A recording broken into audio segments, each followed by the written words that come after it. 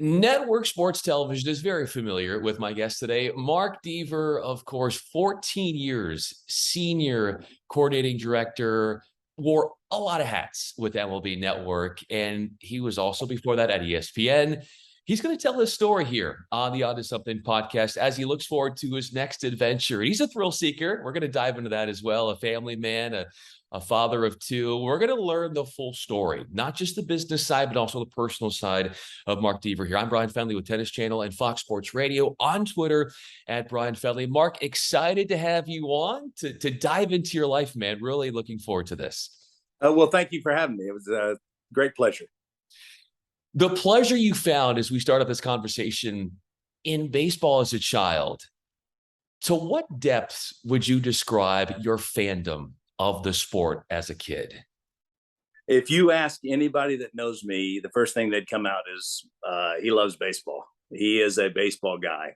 My grandfather loved the Cincinnati Reds, and we would listen to it on the radio when I was a kid. I had relatives that lived in Atlanta. We'd go down there in the summer.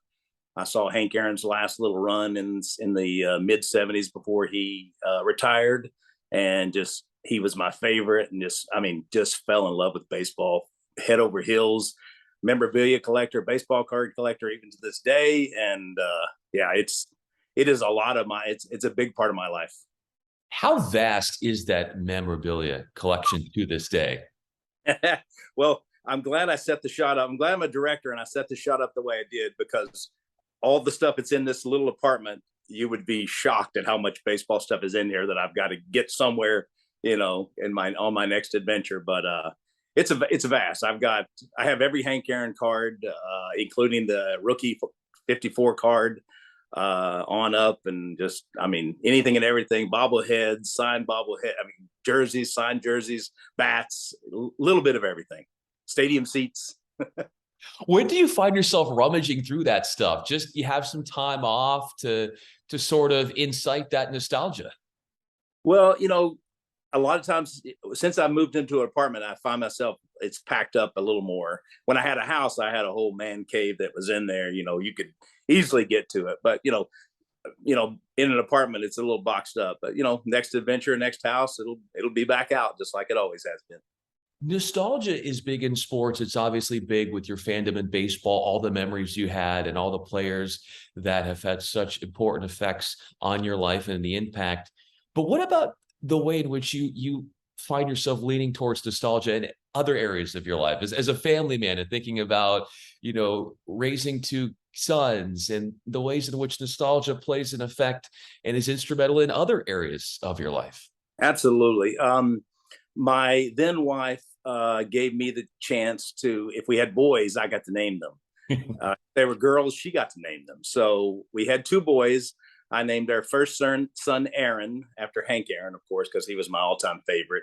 We had another boy. I wanted to name him Gehrig, after Lou Gehrig, and she said, "Well, I can't find that in the baby name book." And I was like, "Well, it's not going to be in a baby name book. It's like a German surname is what it is, and it's not going to be in there." And she said, "Well, come up with some other names." So I came up with some odd ones like Satchel and Enos, some old timey names, just to get her to go, "You know what, Gehrig's not so bad." So she came up with Gehrig, and then we were going to go a third time, and I almost had her talked into, if we had a girl, let me go a third time and go in Ruth. We'd have had Aaron, Gehrig, and Ruth. We didn't end up going a third time. We didn't have Ruth, but we have Aaron and Gehrig, and they are baseball fans. So You touched upon your love of Hank Aaron, but what is it most that beyond the surface that resonates most within you with his story and everything that he was able to do? he was just such a special man. The stuff he went through in the 70s, to come out and be as gracious and humble, and superstars aren't like that. And they always tell you, be careful meeting your idol or your superstar, because they might not live up. I met him a couple of times. He lived up every single thing and more. He was an amazing man, and there's a reason he's on top of the mountain on baseball. He is the greatest. If you had a moment to meet Lou Gehrig, Mm. think that interaction would have been like? And what would you have wanted from him to sort of I guess, reinstill your belief in who he was and your perception of what he was all about? Well, the only thing I had to go by are the movies, and he seemed to be the same as Hank Aaron, humble, mama's boy. He's just a good guy, a good person first, a great baseball player later. And I think you would have figured that out. And up until hit the end when he got, Lou Gehrig's disease, what it ended up being called. He was gracious all the way to the end, and just an amazing example. And the weird thing is, and I didn't know it, never thought about it, but um, they're 44 is Hank Aaron, and of course Lou Gehrig is 4. So there's that 4, and I don't know. It's just odd that those are tied together. 44 and 4, and 44 is my favorite number, and of course 4 is my second favorite number. How big are numbers to you? Like in your memory banks, stats is so important in baseball, but how deep and powerful is your memory related to stats and numbers when it comes to baseball that sort of puts you in another echelon to further describe just how much you love the game of baseball? 755 means something. 755 was how many Hank Aaron ended up with, how many home runs. 714, Wow. 714 he hit 714, 715 was the record.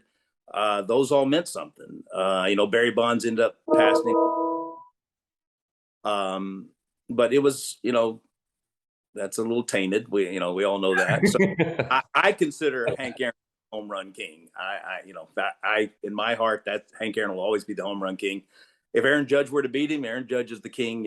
He's clean as far as we know, and until that, as long as that stays good, I would like somebody clean to beat him someday. But Hank Aaron's the home run champ. Well, we got a champ within this conversation platform right now. His name is Mark Deaver, network television director, looking for what is coming up next. He's got a bright future in front of him, has done so much in the business. I'm Bryan Fenley with Tennis Channel and Fox Sports Radio. So you've listed off all these numbers to sort of illuminate how great and vast your memory is of the sport. What is a number unrelated to anything baseball that means the most to you? So not 4, not 44, not Mm-hmm. 714, or whatever numbers that you mentioned in the 700s clearly are very important when it comes to all-time home runs. 13, which seems like an unlucky number, but that's how many Emmy Awards I've won. 2 local Emmys, and then 11 national network sports Emmys. So that's a big number. That means something. Which one was the hardest one to get? That first one is always the hardest because you don't think you get nominated a few times, and then you're like, oh, maybe it'll come, and you see these people that get nominated a lot and don't win, and it's not all me. I don't take the credit for all of it. I had a small part or a part in it, and I cherish every one of them. So they all mean something. They're all a little hard to get, but they're all special in their own way. What can you cherish about your humble beginnings in this business and what it taught to you about what it takes to really want it and to really make it in this business? Well, I started in high school. We had the high school had a television program that started up when I was a junior, and they were only taking seniors. And my brother got into the program, and I really wanted in because I thought it'd be cool. And just to be honest, it was the only room in the entire school that had air conditioning. So, so there was a secondary motive, but I got the teacher. I went to the teacher and begged to get in, and he finally let me in. I was the only junior that got in, and I worked my way up in 2 years doing TV, and we did 5-minute newscasts every morning. And the local TV station in town would call him and say, "Hey, who's your best guy? We have an opening." And it was an opening like a camera opening or a teleprompter. And the 1982 World's Fair came to Knoxville, and the channel 26 in Knoxville, the NBC station, was starting a morning show at the Sun Sphere, and they needed a teleprompter operator. So he sent me over there. I got the job at 17, and I've never had another job other than TV in my life. But what it taught me was, no matter what you're doing, even if it's not exactly what you want to be doing, do the best you can do at it, because The only way to get to that next level is do the best job at what you're doing now, because the next one will come if you show people you have the drive and the passion. And every job I've ever had, I've had the drive and the passion to get to the next job, to get to the next job. And not that I didn't love the job I was doing, because there were a lot of the jobs in there I did love, but I just kept moving forward, keep pushing forward, push forward, because I love doing TV.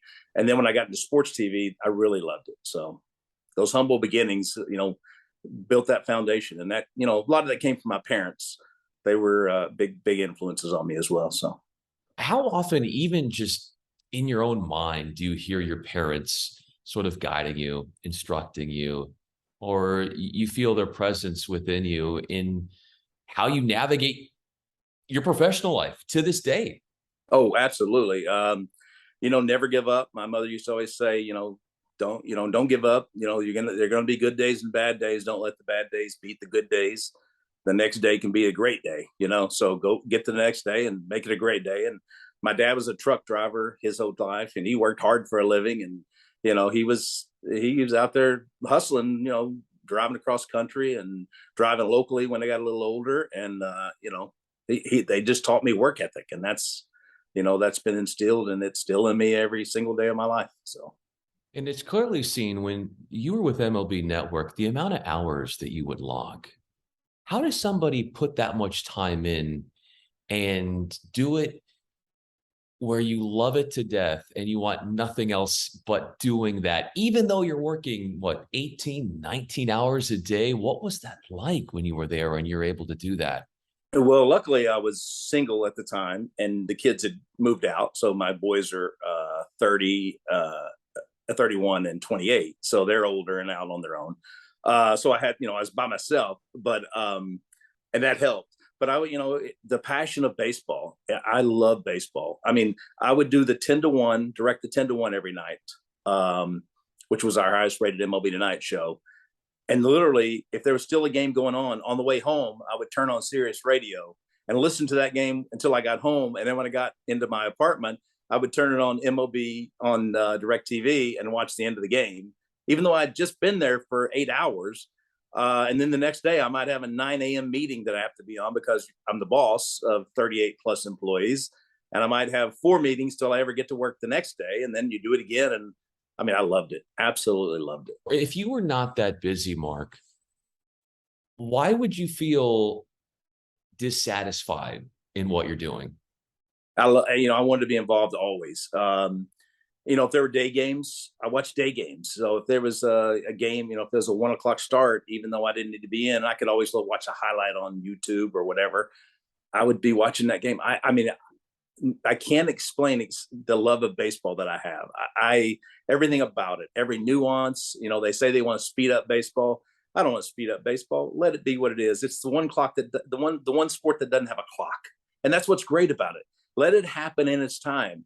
And, if you're bored and you want to leave in the 8th inning, leave in the 8th inning. I'll be there till the end. I used to tell everybody, if you're going to game with me, it could go 21 innings. We're staying. And literally, I took my ex-wife, my then wife, to a game in Nashville, the Nashville Sounds, and it went 21 innings, and we stayed all 21 innings. We had rain delays. I think we got there at 5 p.m., and we left there at like 2 a.m. It was amazing. What did she say to you when you guys were leaving the game and in the parking lot after that long game? Well, I had to wake her up first because she was asleep. I said, honey, let's go to the car. She was like, she knew the drill. If you go, we stay. We're not leaving early. We don't leave early.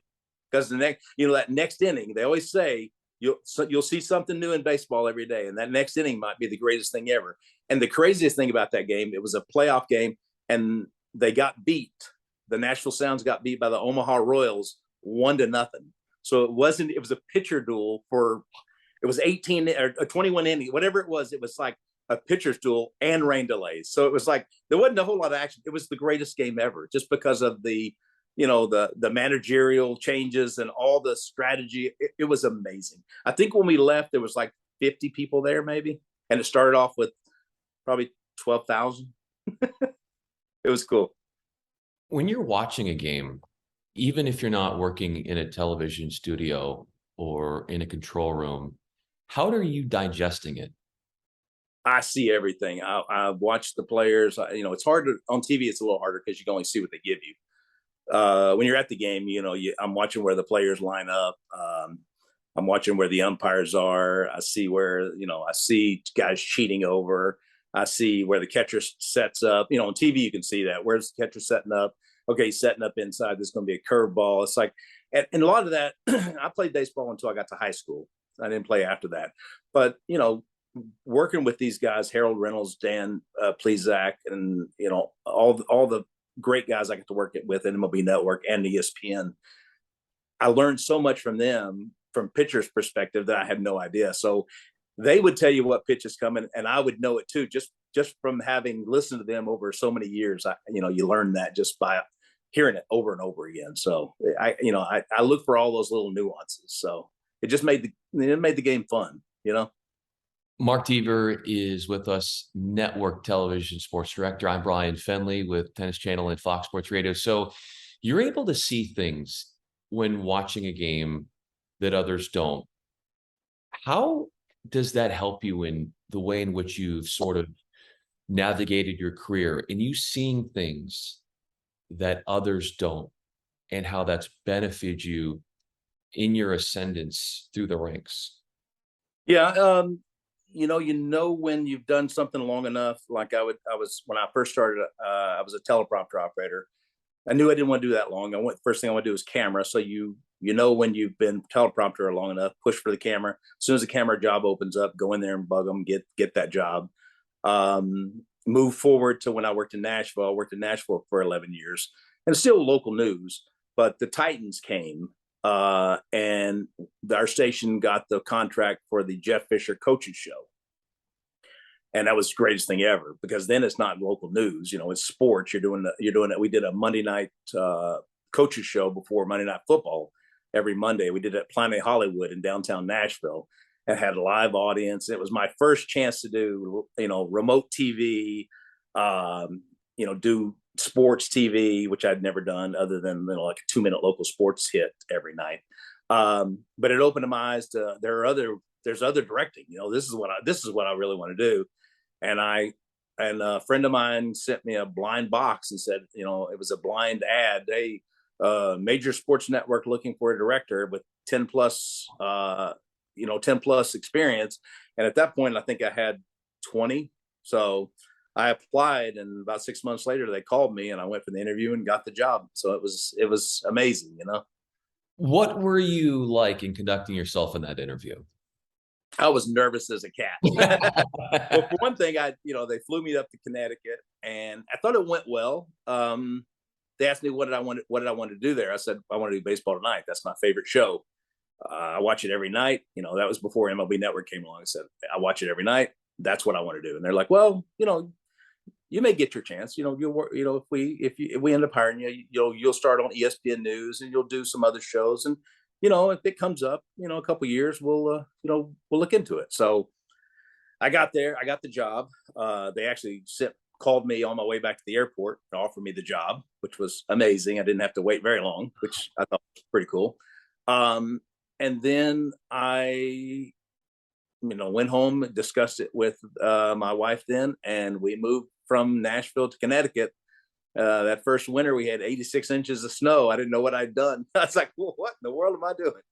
And I'd started on ESPN News like they told me, and I'd done a few sports centers.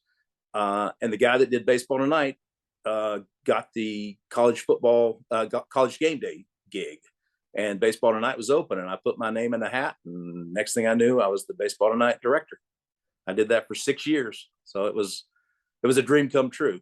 So how do you liken that call up that you got right there to, say, an opportunity of someone who had been working in the minors for all those years? Like you said, you had 20 years of experience leading into ESPN, but the idea of getting called up after all of that hard work and the grit and the hustle and the grind that pitcher got, now getting an opportunity in the big leagues, to you now being able to hit that level as well, and knowing that now that you're here, you are not going to let go of that opportunity.